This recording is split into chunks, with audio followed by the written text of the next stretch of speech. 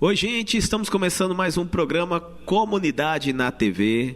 Meu nome é Adriano Papa e você sabe, em parceria aqui com a TV Caravelas e a Com Brasil, e você já sabe aquela frase, né? Tudo que é bom na Com Brasil fica melhor. Então estamos aqui para todo o Brasil, transmitindo mais uma entrevista aqui no seu canal favorito. Hoje nós estamos com a presença de Adilson Duque. Ele é neuropsicólogo, especialista em TCC, terapia cognitivo-comportamental, especialista em terapia de casal, especialista em neuromodulação cerebral, neurofeedback, psicólogo, né? CRP 04677704. Seja bem-vindo ao Comunidade na TV, Adilson.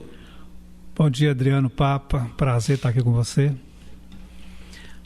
Nós vamos falar aqui um pouquinho sobre neurofeedback. Talvez não seja uma palavra muito comum para você. Talvez esse tratamento também não seja uma coisa muito comum, mas aqui no Comunidade na TV você vai saber como funciona. Vamos começar então, né? Perguntando o básico para nós que somos leigos, meros mortais. O que é neurofeedback? Então, Adriano, quando eu estava fazendo pós-graduação em neuropsicologia, eu tomei conhecimento sobre neurofeedback. Eu também não sabia o que era, nunca tinha ouvido falar. Sim. Então, eu acabei indo fazer uma pesquisa aprofundada sobre o assunto, me apaixonei pelo assunto, fui para São Paulo fazer o curso da neuromodulação e trouxe esse tratamento para o Vale do Aço. Sou pioneiro aqui na área da saúde emocional, psicológica. Temos uma colega também que trabalha mais na área educativa, mas na área de tratamento psicológico eu sou pioneiro. Ainda não tem outro profissional da cidade trabalhando com neurofeedback. O neurofeedback, ele é a associação da psicoterapia com alta tecnologia. Para paciente, por exemplo, que tenha dificuldade com terapeuta. Você sabe que tem paciente que ele tem muita dificuldade de fazer terapia. Sim. Ele não é colaborativo, ele tem dificuldade com a terapia medicamentosa. E o neurofeedback, ele não utiliza nem medicamento e a gente usa muito pouco a fala e a escuta, porque é um treinamento cerebral. Então a pessoa não depende muito do paciente. A gente depende só da presença dele ali e daquele tempo que ele vai ficar ali passando por um treinamento audiovisual. Sim.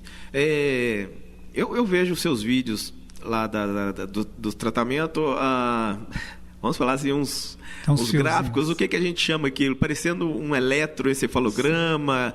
Como que é esse... A questão do neurofeedback, para quem está nos assistindo aí, parece que usa um maquinário, né? Usa um equipamento. A primeira coisa que a gente faz quando o paciente nos procura é fazer um mapeamento cerebral. A gente usa um eletroencefalograma. A gente faz o exame que é conhecido como EEG. É aquele exame que você vai fazer, se você tiver que fazer um exame de cabeça, você vai lá e vai fazer aquele exame. Para a medicina, ele tem uma aplicação. Aqui no tratamento com o neurofeedback, a aplicação é outra. Nós usamos os dados que estão ali, são dados qualitativos e quantitativos. E através dos softwares que foi desenvolvido para o neurofeedback, nós conseguimos então mapear esse cérebro e ver o que está acontecendo ali dentro. Então, o trabalho do neurofeedback, nós trabalhamos com as ondas cerebrais. Então, o nosso cérebro tem ondas, ele tem eletricidade. Uhum. Então, cada onda, ela tem 1 Hz. Então, a gente começa lá no delta, que é de 1 a 3 Hz, e vamos, por exemplo, para o teta, que é de 4 a 8 Hz. Nós temos o alfa, que é a nossa queridinha, de 8 a 12 Hz, o beta, que é de 12 a 30, e o gama, que é de 30 para cima. Nós não trabalhamos dentro da frequência, nós trabalhamos na amplitude da frequência. Vou te dar um exemplo. Um cérebro que não produz alfa posterior, o indivíduo não relaxa, ele não dorme. Então, essa região posterior, né? Sim. Eu preciso de ter nessa região uma quantidade necessária de alfa para eu relaxar, para eu descansar. Se por algum motivo o cérebro parou de produzir uma quantidade significativa de alfa nessa região, eu vou ter prejuízo no meu sono, eu vou ter prejuízo no meu relaxamento, eu não vou meditar, eu não vou conseguir parar, ler um livro, eu não vou conseguir ler a Bíblia, eu não vou conseguir ler nada, porque eu não vou ter relaxamento. Então, o que é que a gente faz no treinamento? A gente aumenta a amplitude desses neurônios, a gente estimula esses neurônios para que eles passem a disparar mais a alfa naquela região. Então, contrapartida, vai melhorar a capacidade da pessoa de relaxamento. Sim. Em vista de outros métodos de tratamento, qual que é o principal benefício do neurofeedback? Bom, aí é uma alavancagem, né? Que o benefício vai além de relaxamento, você vai ter uma melhora cognitiva extraordinária, você vai aumentar o seu foco, a sua atenção, principalmente na aplicação na área de educação. Com relação às doenças psicoemocionais, ou para uma ansiedade, depressão, eu consigo pegar uma pessoa com crise de ansiedade, reduzir a ansiedade dela a níveis normais, porque a gente precisa de ansiedade. Sim. É bom dizer para os nossos ouvintes que ansiedade não é doença, viu, gente? Ansiedade não é doença. Telespectadores e internautas. Telespectadores e internautas, ansiedade não é doença, ansiedade é uma emoção comum do corpo humano, só que em excesso, em excesso ela vai te trazer realmente muitos males. Então nós conseguimos reduzir essa ansiedade para um estágio normal do organismo. Se eu te der o telefone de uma paciente aqui que dei alta recentemente, ela vai te falar assim, coisas assombrosas que ela adquiriu depois de fazer o treinamento. Voltou a ler, voltou a dormir, voltou a tranquilizar, voltou a ter vida social, porque a ansiedade não permitia. Para a depressão, a mesma coisa. Para a pessoa que tem muitos sintomas, né, o TDAH dá muitos sintomas, a gente consegue reduzir assim drasticamente, assim como a fibromialgia, a gente consegue reduzir muito também a situação de dor do paciente. Então, é variado o que se pode fazer com a neuromodulação. Tá. Você falou aí, fibromialgia é uma dor muscular. Sim, porém ela é do sistema nervoso central. Toda doença do sistema nervoso central, igual a enxaqueca, por exemplo, a gente consegue tratar com neurofeedback. Interessante. É claro que a gente não fica só com neurofeedback, a gente busca outras parcerias também para auxiliar nesse tratamento. Que tipo de parceria? Fisioterapia, a própria psiquiatria, né? Porque precisa de um conjunto de profissionais para ajudar, neste caso aí. Entendi. Existe estudo científico que comprova a eficácia do neurofeedback? Sim. Né? E nessa pergunta eu vou colocar outra, né? Como o CRP, o Conselho Regional de Psicologia, vê esse tratamento também? Ok. O neurofeedback ele começa lá na década de 40, né, eu até trouxe aqui uma colinha, com o Joe Kamiya, que foi o pai, o cara que pensou, idealizou isso aí, e depois veio escalando, né, chegando. Esse moço era um japonês, não achou muita abertura para fazer isso no Japão, ele foi para os Estados Unidos e ele conseguiu trabalhar com a NASA. Então, o neurofeedback foi desenvolvido pela NASA, através desse indivíduo. Depois dele veio outros pensadores, né? Joe Lubar, que foi um indivíduo que começou então a fazer estudo com grupos de pessoas para o neurofeedback, né? Escalando assim esses estudos e levantando conteúdo científico para a comprovação desse tratamento. Então hoje, se você pesquisar hoje em sites americanos, em clínicas e faculdades de renome nos Estados Unidos, você vai achar volumes extraordinários de estudo com neurofeedback, com neuromodulação. Se você procurar neurofeedback com essa palavra, você não vai achar. Por quê? Neurofeedback é a resposta que eu tenho em tempo real quando eu estou treinando o cérebro da pessoa. Okay. Então é um nome popular, vamos dizer assim. Agora, neuromodulação autorregulatória do cérebro, porque é o próprio cérebro que autorregula. Eu só estimulo e ele vai se autorregular. Então, hoje, no Brasil, não temos muitos estudos sobre o neurofeedback, porque ele é novinho aqui. O Brasil está aqui há 15 anos, pouco mais do que isso. Então, agora que ele está ampliando, agora que novos estudos estão surgindo, inclusive o meu professor de Fortaleza, ele tem um estudo novo de um tratamento que ele fez com uma criança que estava com paralisia cerebral, a conseguir um resultado extraordinário. Depois eu quero encaminhar para você esse artigo científico dele. Tá? Professor Paulo, crânio na área. Aconteceu até uma situação engraçada, fui apresentar o meu serviço para um psiquiatra e ele falou que não existia no Brasil estudo científico sobre neurofeedback. O que ele conhecia não era tão contundente. Eu perguntei para ele, e do Venvance tem? E da Ritalina tem? Não tem. Por quê? Quem desenvolveu o Vivance foi o Japão. A Ritalina foi a Itália. Mas o psiquiatra indica. Não é porque no Brasil não tem, mas se eu tenho estudo científico em outro país, principalmente o país de base onde aquilo foi desenvolvido, eu não posso duvidar da base científica. Existe diferença, às vezes, de um remédio... vamos usar aí o Venvance e o Ritalina, né? O argumento de que o remédio funciona o povo lá, a cultura, o ambiente, e aqui não funciona. Medicamentoso, eu acho que não tem muita diferença, porque todo medicamento usado no Brasil, ele não é do Brasil. A maioria dos medicamentos eles foram quebrados as patentes e fabricados aqui. Agora, neuromodulação, se eu pego um cérebro, culturalmente o cérebro vai funcionar de uma forma, mas organicamente o cérebro é o mesmo. O cérebro de um americano não é diferente do cérebro de um brasileiro. Sim. Entendeu? As ondas que estão no cérebro do americano são as mesmas ondas que estão no cérebro do brasileiro. Vamos deixar aí algum... Tá, a outra pergunta que eu fiz, sobre como CRP. Que o CRP, né, o Conselho Regional de Psicologia, vê o CRP vê modulação? Sim.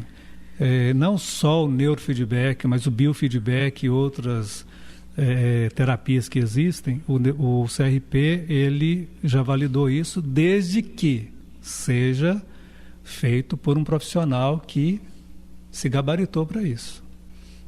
Quais são possíveis efeitos colaterais ou risco associado ao tratamento do neurofeedback? Antes de responder isso, deixa eu só te responder a base científica do neurofeedback. Sim. Você é psicólogo, você estudou o que eu vou te falar aqui. Condicionamento operante. Você lembra do ratinho do Skinner? Sim. Pois é, neurofeedback está baseado ali. Se eu estimulo um comportamento, a circuitaria do cérebro, a neuroplasticidade do cérebro, ela é capaz de mudar a circuitaria para mudar também o comportamento. Então, se eu estimulo, eu consigo mudar aquele comportamento do cérebro. Ok? Essa é a base científica. Sim. Agora, a pergunta é sobre efeitos. Se existe algum efeito, né? Algum risco, efeito colateral? Ok. Geralmente, o efeito colateral é zero. Então, não tem efeito colateral. Se feito por um profissional que sabe o que está fazendo. Sim. Porque eu estou mexendo com o cérebro. Se eu posso aumentar, se eu posso melhorar, eu também posso piorar. Então, tem ondas, por exemplo, que a gente não pode aumentar, a gente só pode diminuir. Se eu aumento, por exemplo, a ansiedade da pessoa. Então, se o profissional sabe o que está fazendo, o risco é zero. A única coisa que pode acontecer com o paciente é ele ficar meio ofegante depois de um treino, depois do primeiro, por exemplo, ter um pouco de sede. E o que vai ser corrigido na próxima sessão tranquilamente. Então, efeito colateral zero. Efeito colateral zero. Ok. Existe idade mínima para começar? Idade máxima? Mínima. Mínima? A partir dos 6 anos. 6 anos de idade. Na região de PZ do cérebro, a gente tem ali um marcador de maturidade do cérebro.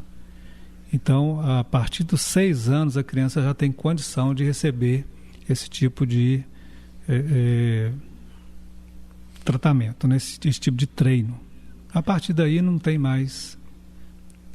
Eu vou fazer uma pergunta assim como um leigo, que eu não conheço direito o neurofeedback, mas assim, como que é esse tratamento?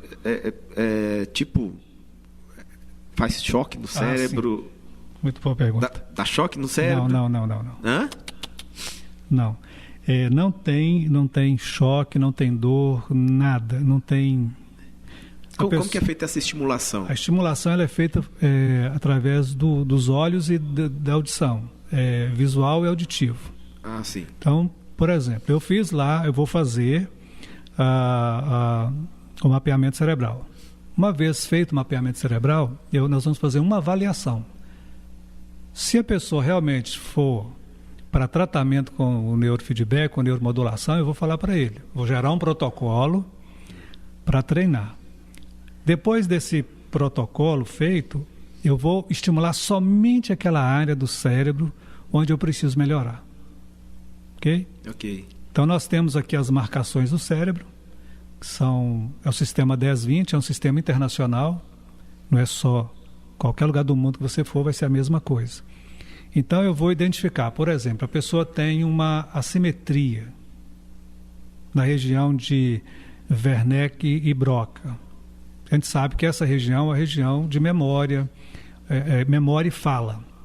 Vou te dar um exemplo assim, todos os nossos telespectadores vão identificar isso.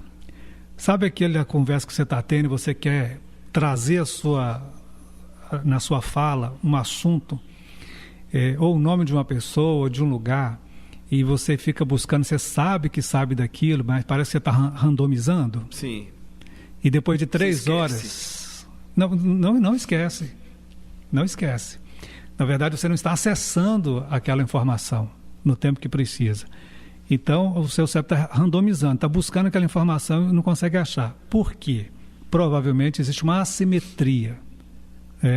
Essa assimetria, ela é como se fosse... O que é uma assimetria? É 2 pontos que estão em disparidade. Então, existe um feixe arqueado na região de Broca e Wernicke, que ela precisa estar alinhada. Se não tiver, você tem prejuízo para que essa informação chegue rápido. Vamos fazer uma comparação. Lembra do HD? Sim. Que era mecânico? Ele levava X tempo... HD do computador, tá, gente? O HD do computador. Ele levava X tempo para buscar a informação. Isso. O SSD, ele vai fazer isso numa velocidade muito maior, muito mais rápido. Então, por exemplo, se a pessoa chega lá, eu estou com dificuldade de lembrar das coisas, eu vou fazer o exame, eu já sei mais ou menos qual que é a reclamação dele, eu sei onde eu vou. Chego lá, tem lá uma assimetria de 50%. O que eu vou trabalhar? Vou reduzir aquela assimetria e ele vai voltar a ter acesso à memória muito mais rápido. Se tem uma coisa, Adriano, que nós precisamos entender é o seguinte: tudo que vai para o cérebro vai ficar no cérebro. O cérebro não deleta nada. Só quando realmente ele não tiver utilidade nenhuma para aquilo. A memória está lá. Eu só não estou conseguindo acessar. Acessar essa memória. Exatamente. Bacana. Interessante. E tem um grupo de paciente que responde melhor ao tratamento? Criança, ou idoso, ou adulto, jovem... Né? Ou não? Não. Que responde melhor e que responde de forma pior, vamos dizer assim. Todos respondem mais rápido. A dificuldade é com criança, com TDAH, porque ela é muito inquieta, então não consegue ficar parada. Não consegue ficar muito parado, mas a gente vai com a paciência, o cuidado, a gente consegue fazer o tratamento. O idoso, às vezes tem uma dificuldade por não entender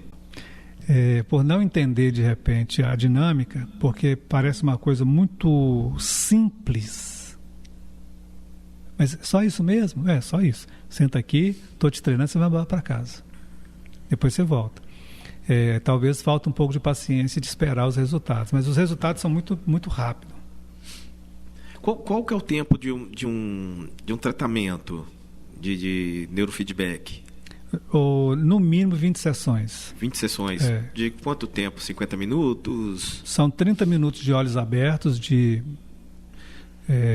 treino de olhos abertos, e 10 minutos de olhos fechados. Então você tem aí 40 minutos, mas há um processo, né? O paciente chega, você tem que colocar uma touca, você tem que aplicar o gel ali nos eletrodos. 30 minutos de olhos abertos me fez lembrar aquele trecho daquele filme Laranja Mecânica. Não tem nada a ver não, né? Ai, ai. Colocaram o detento de olhos abertos para ver algumas imagens. Vamos lá. Aqui a gente faz um pouquinho de piada para relaxar também.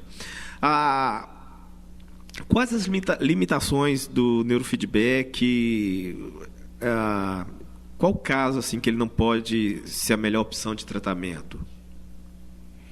Eu não diria que ele não seria uma melhor opção. O neurofeedback ele vai ser interessante em qualquer tratamento que tenha a ver com o sistema nervoso central. E não estamos falando de cura. Estamos falando aqui de alívio da daquilo dor, daquilo que está incomodando a pessoa, né? Mas você consegue, assim, avanço extraordinário. Em todo o sistema. Se é doença do sistema nervoso central, você vai encontrar, no mínimo, você vai eliminar um pouco dos sintomas que a pessoa está sentindo. Até mesmo uma pessoa com Parkinson, com Alzheimer, você vai diminuir. Agora, se a pessoa já não tem, por exemplo, aquela condição de entender o que está acontecendo com ela ali... já está tarde demais. Já está muito tarde para fazer. No caso do Alzheimer, por exemplo. Exatamente. Então, você tem uma dificuldade, às vezes vai limitar muito. Então, tem as limitações? Tem. Nem tudo dá para ser tratado com neurofeedback. Mas, às vezes, compensa a pessoa tentar para aliviar um pouco mais os sintomas. Uhum. No caso do Alzheimer, especificamente, atrasa? Qual o benefício que traz? Olha, eu tive um paciente que ele chegou, fez o exame e nós conseguimos identificar um possível processo de degeneração. Sim. Porque quando eu faço essa medida lá em PZ e eu não encontro... uma criança a partir de 10 anos, eu preciso encontrar ali 10 Hz. Daí para cima. Uma pessoa com 70 anos, eu encontro lá 8 Hz e ele está dizendo, eu estou esquecendo das coisas, eu não estou conseguindo ter temporalidade, eu não estou conseguindo, por exemplo, perceber a distância para eu fazer uma curva com o meu carro. Quer dizer, tudo está se afunilando para ele. O nome de pessoas que eu conheço, que eu sei o nome, eu não estou lembrando. São sinais de que a pessoa está talvez num processo de demenciamento. Depois do treinamento, essa região voltou para 10.5. E ele sentiu uma melhora tão grande que ele deixou até de tomar Ritalina. E lembrando que nós não orientamos a pessoa a parar de tomar. Ela que faz a sua experiência, vai lá no médico, no psiquiatra e fala com o psiquiatra que está melhor. O psiquiatra que tem a autoridade para fazer isso, né? A gente sempre orienta o paciente, olha, qualquer coisa em relação a medicamento, vai voltar no seu psiquiatra e vai conversar com ele. Aqui nós estamos fazendo um treino de modulação. Sim. Aí ele me ligou e falou assim, olha, parei com a Ritalina, estou bem, estou organizando as minhas coisas e eu estou me sentindo outro homem. Falei, excelente, mas procure seu psiquiatra e fala com ele. Esse moço vai voltar para mim daqui a 12 meses para fazer um novo mapeamento. A gente acompanha até 24 meses. Sim. E depois com 24 meses. Se em 24 meses reduzir aquela região para menos de 8, eu vou encaminhar ele para um neuro para fazer uma avaliação.